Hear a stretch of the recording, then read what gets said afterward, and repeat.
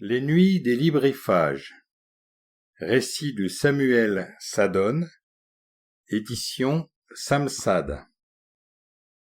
Ouverture. De l'art de commencer une histoire. Lorsqu'on consulte l'annuaire des métiers de Montmartre, paru pour la première fois en 2048, on ne peut que constater le manque cruel de professionnels de l'incipit. Certes, parmi les 250 professions recensées qui concernent la fabrication du texte ou du paratexte d'un ouvrage, on trouve bien celle de débutier.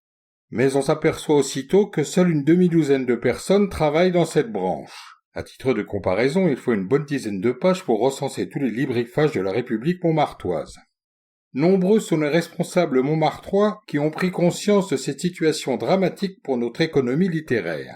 Aussi n'a-t-on pas hésité à créer un institut de formation des débutiers et auteurs d'incipit, et s'est-on efforcé de créer une émulation à l'aide de bourses étudiantes et de promesses d'emploi. Promesses nullement mensongères, la demande de début ne cesse d'augmenter d'année en année. On peut s'étonner d'un tel phénomène, avec la quantité d'écriveurs et d'écrivains que l'on trouve à Montmartre. Mais on ne peut que constater le mal qu'ont tous ces littéraires pour trouver un bon commencement à leurs histoires. Ils ont tout un chef-d'œuvre en tête, des séquences déjà rédigées, parfois même le chapitre final, mais rien à faire pour trouver un début satisfaisant.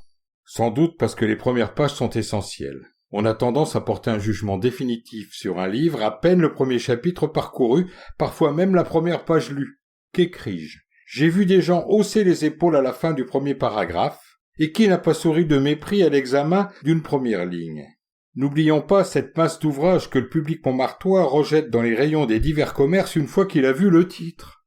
C'est pourquoi, en dépit de la vindicte des déstructurants, lesquels, non contents de rejeter les linéarités romanesques comme contraires aux règles de l'existence, refusent aussi l'idée de début dans un livre et proclament qu'assimiler la naissance à un début d'existence est inepte. Le monde de l'écriture considère comme une nécessité de faire mouche dès la première ligne afin de retenir les lecteurs.